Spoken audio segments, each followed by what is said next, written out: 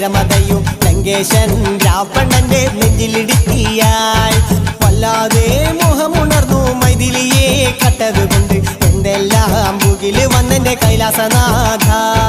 പൊന്നുമകൻ മേഘനാഥനും സോദരനും സർവരും ഇന്ന് തന്നെ വിട്ട് പോയതല്ലോ കാലപുരി തന്നിൽ.